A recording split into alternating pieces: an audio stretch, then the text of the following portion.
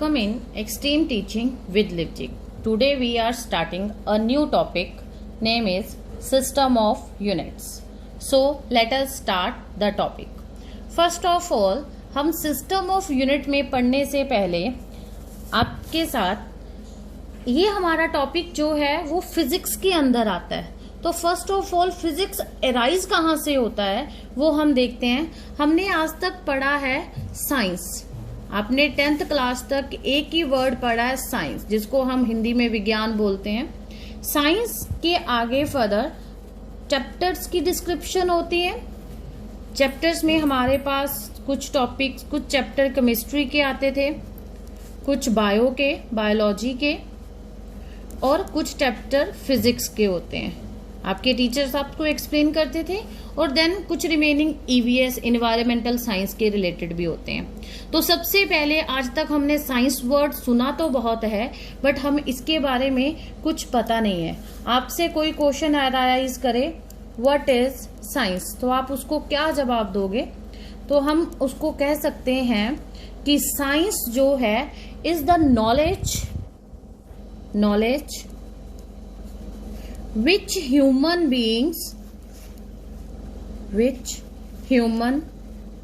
being have gained, कि जो knowledge human gain करते हैं, ह्यूमंस गेन करते हैं through observation, experiments, observation and experiments when organized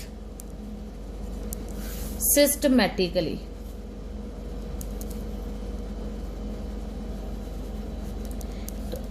ये है इज कॉल्ड साइंस.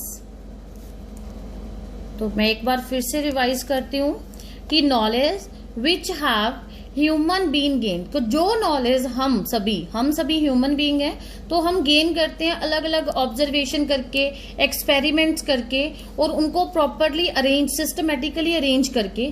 तो वो सारे एक्सपेरिमेंट, ऑब्जर्वेशन से जो नॉलेज, जो ज्ञान हमें प्राप्त होता है उसको हम बोलते हैं साइंस. अब तक साइंस तो हमारा क्लियर हो गया.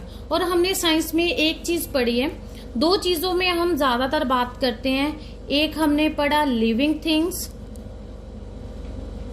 और सेकंड वन हमने पढ़ा है non living things. I think आप सभी को इसकी डेफिनेशन पता होगी. लिविंग थिंग्स क्या होते हैं? जो चल फिर सकते हैं, सांस ले सकते हैं, वो सारी चीजें लिविंग थिंग्स में आती हैं.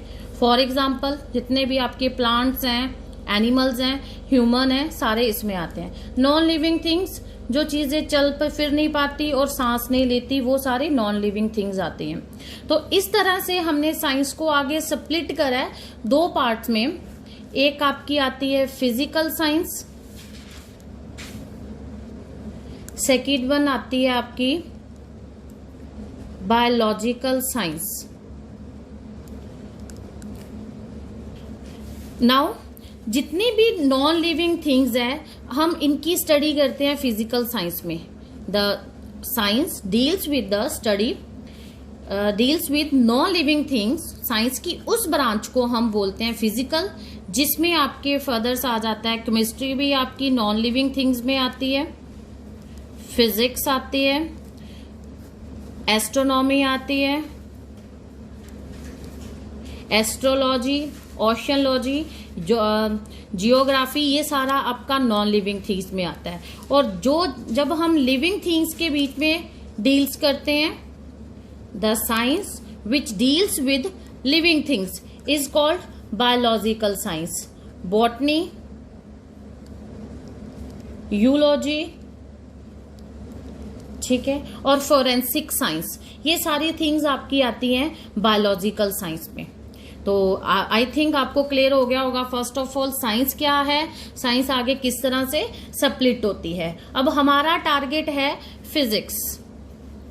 तो आप अब फिजिक्स पढ़ रहे हो तो आपका हर सेकंड पर्सन आपको क्वेश्चन अराइज कर सकता है व्हाट इज फिजिक्स. तो फिजिक्स क्या है? फिजिक्स है आपकी, it is a branch of science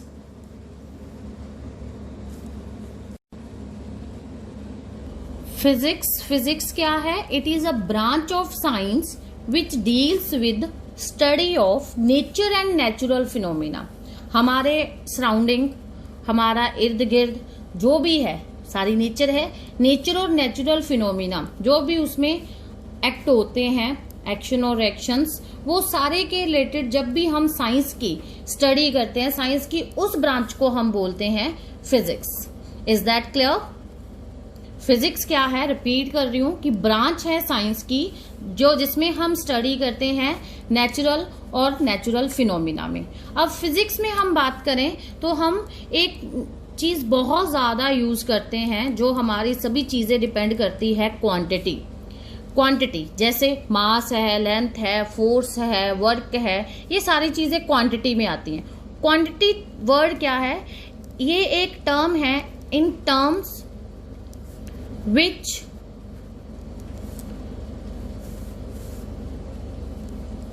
explain the laws of physics। Physics के जितने भी लॉज हैं उसको जिस टर्म में एक्सप्लेन करा जाता है उसको हम बोलते हैं क्वांटिटी। तो क्वांटिटी को लेट अस सपोज हम क्यों लें? ये दो चीजों पे डिपेंड करती है, एन एंड यू, इन दोनों के बीच में मल्टीप्लाई, इन दोनों के प्रोडक्ट के इक्वल होती है क्वांटिटी। तो n जो है इसमें होता है numerical value and u is here size of unit. For example let us suppose कि आप शॉप पे गए हो तो आपने उससे कहा है कि मुझे 2 kg sugar they.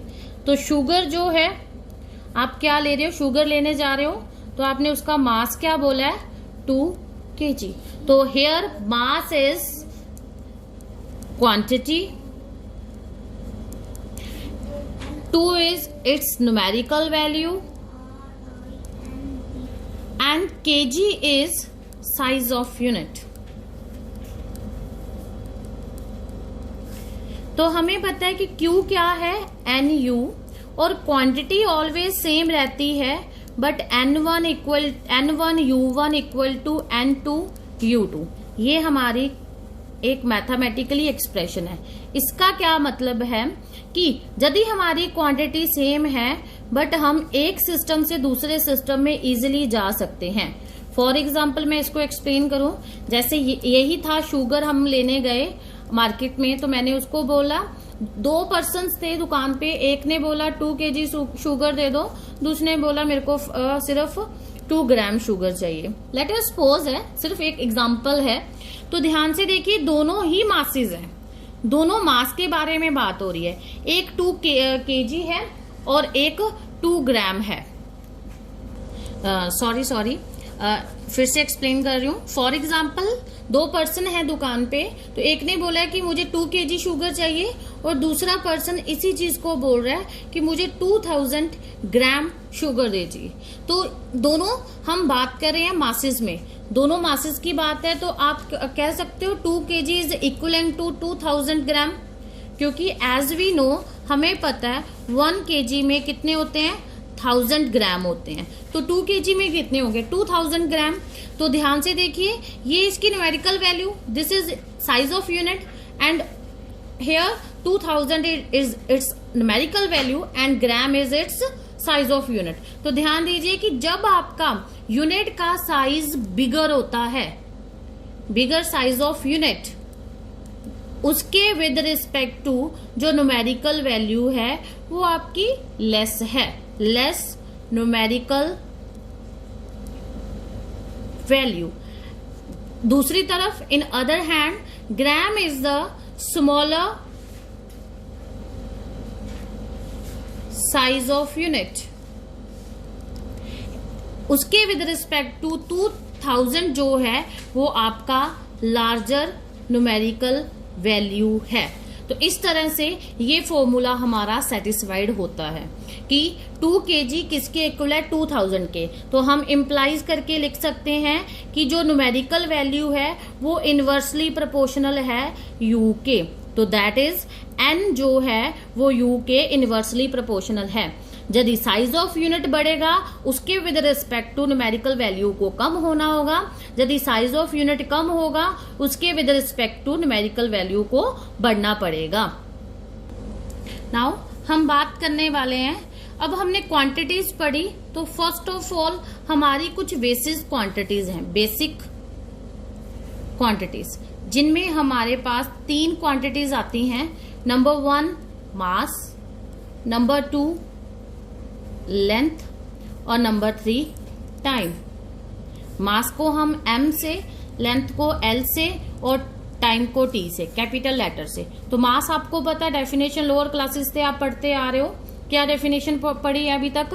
The quantity of matter contain in the body. किसी भी बॉडी में जितना मैटर कंटेन होगा वो उसका क्या कहलाता है? मास, जिसकी कॉमन यूनिट्स है, कॉमन यूनिट्स मास की आएगी किलोग्राम, केजी, जिसको हम क्या लिखते हैं?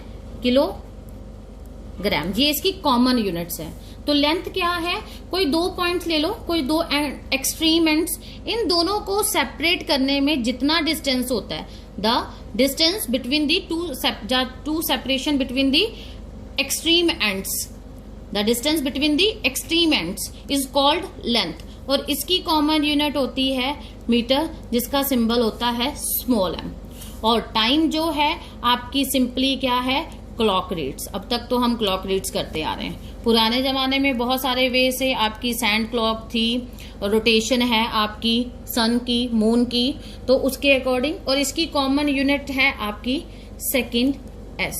तो ये दीज mlt, तो ये जो mlt है, ये 3 क्या है? Basic units. हम तीनों को कंबाइन ही बोलते हैं fundamental units, fundamental units. The basic units MLT, mass, length, time is called fundamental units। और ये जो तीनों क्वांटिटीज हैं वे यूनिक हैं, इन तीनों का एक दूसरे के साथ कोई रिलेशन नहीं होता।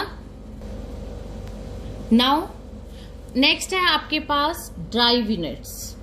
अभी नाम जो है वही इस चीज को एक्सप्लेन कर रहा है। जो बेसिक फंडामेंटल यूनिट्स होती हैं MLT, इन तीनों के कॉम्बिनेशन से बाय एडिशन, बाय सब्ट्रैक्शन जो हमारे पास यूनिट्स ड्राइव होती हैं उनको हम बोलते हैं ड्राइव यूनिट्स।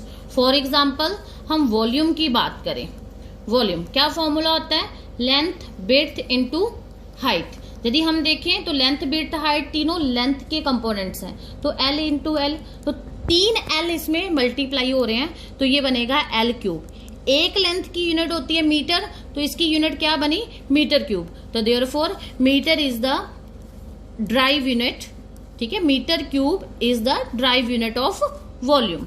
सिमिलरली हम डेंसिटी की बात करें तो हमारे पास बनेगी केजी पर मीटर क्यूब, ये इसकी ड्राइव यूनिट्स हैं। इस तरह से बहुत सारी एग्जांपल्स हैं, फोर्स, इम्पल्स, वर्क, ये सारी आपकी एग्जाम्पल्स हैं, सारी extra is the drive units की, जो किसके कॉम्बिनेशन से बन रही हैं? फंडामेंटल यूनिट के कॉम्बिनेशन से बन रही हैं। हमने अभी फंडामेंटल्स और ड्राइव यूनिट्स को एक्सप्लेन करा है। आज इस वीडियो में हमने बेसिक कंसेप्ट और सिस्टम ऑफ यूनिट को स्टार्ट किया था। नाउ नेक्स्ट वीडियो में हम सिस्टम ऑफ यूनिट को एक्सप्लेन करेंगे और सम अदर यूनिट्स को भी पढ़ेंगे। तो thanks to all, have a nice day.